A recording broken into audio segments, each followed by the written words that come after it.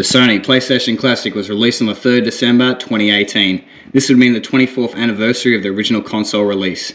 The system features 20 PlayStation games running off an open source emulator, the PCSX Rearmed. Let's open it up and have a look. Console again, probably the size of a cheeseburger. You get yourself two controllers, which is a one-up on the NES Classic. However, these are not the analog versions. These are the original PlayStation controllers that were released back in 1995, which is kind of stupid considering some of the games on this system require analog inputs.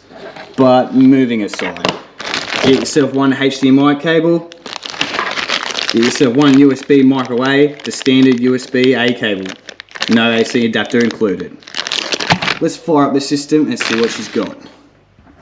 So I was just doing a quick cord comparison, and yeah, the PlayStation Classic comes out on top with, say, an extra 15 centimeters of cord. Nintendo, what were you thinking?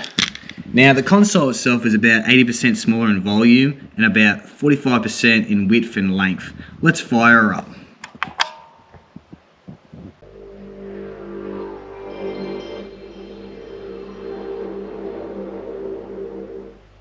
Systems UI, got yourself all 20 games up top, you can scroll through them, got yourself the year, developer, the publisher, one player, two player, it's pretty cool I guess. You go below, you got yourself a memory card, resume point, guides, and settings, so you can save your game, which is also okay.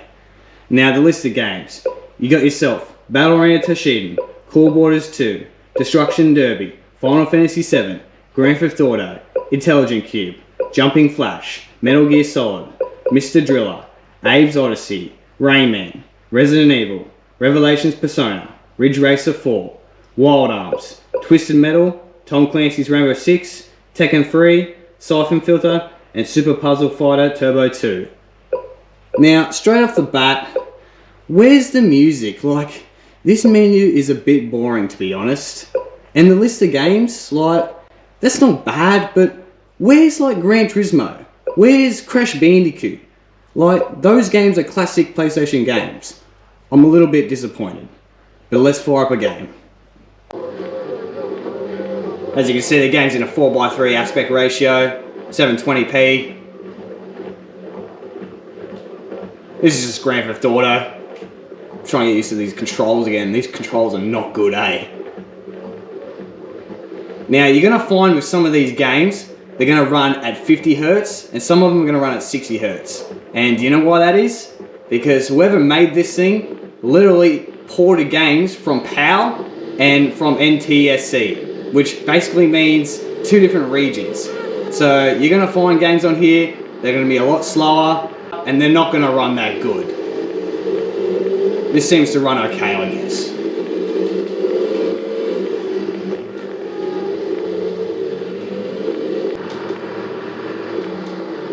Love me some Grand Theft Auto.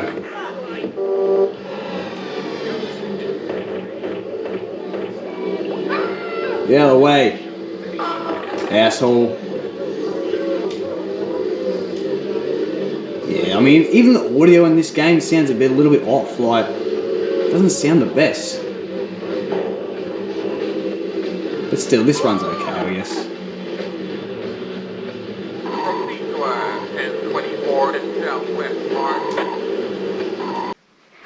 Let's give Tekken 3 a go.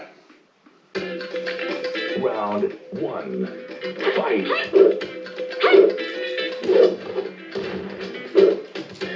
Whoa, man, this is running slow!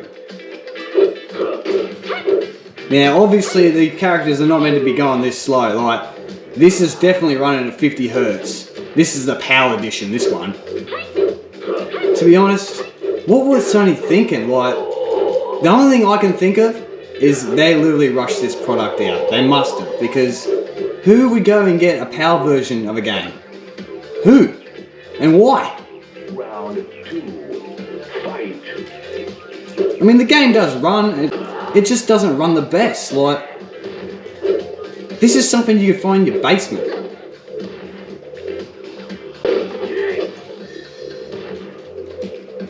This is just not good. Like, what was Sony thinking? Round 1, fight!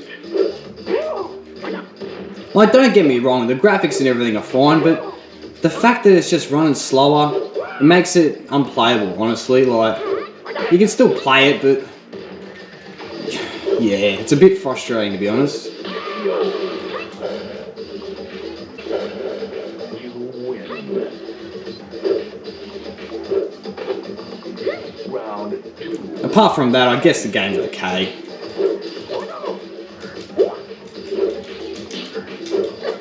Yeah, no, I can't play this. We'll try another game. We'll give Cool Borders 2 a go. It's like a rip-off of 1080 snowboarding. Game's main menu, we'll just go freestyle. Go! Ooh, this is a bit rough. I mean, we got screen tearing, we got glitches going on over here. This is not good.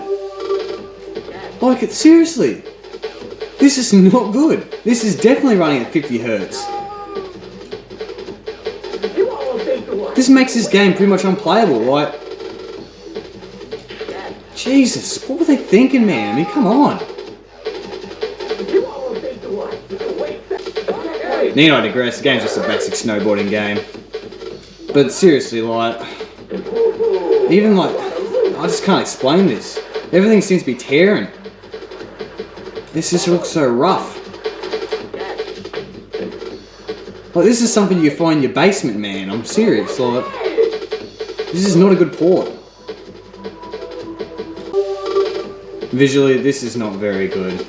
It just makes you wonder, honestly, like, this is what I call a rush product, to be honest. They must have rushed this. There's no way Sony Entertainment, like, this is Sony we're talking about here, would just go ahead and get a crappy ass version and put it on the system. Like, there's no reason.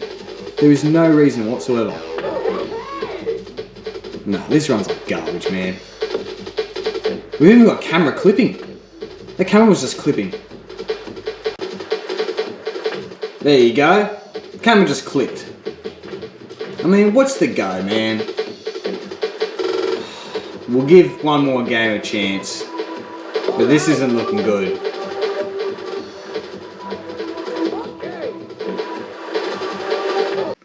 We'll give Metal Gear Solid a go. I've heard this is the NTSC version.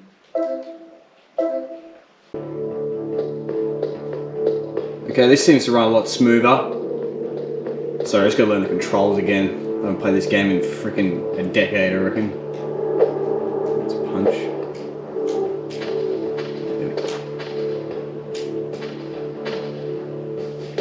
There we go.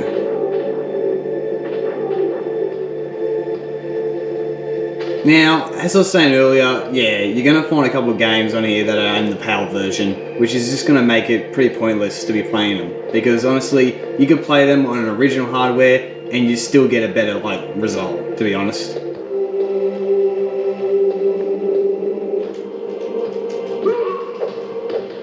Got him.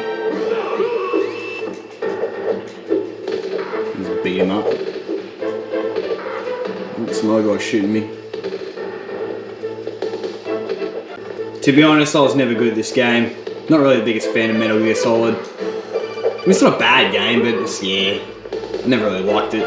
A bit slow paced for me. I don't like the stealth part. I like to go in and just, you know, shoot people. So, this game's probably not for me.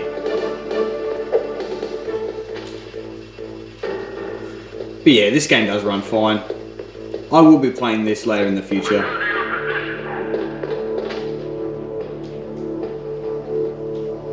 You get yourself a first person view there. It's pretty cool, eh?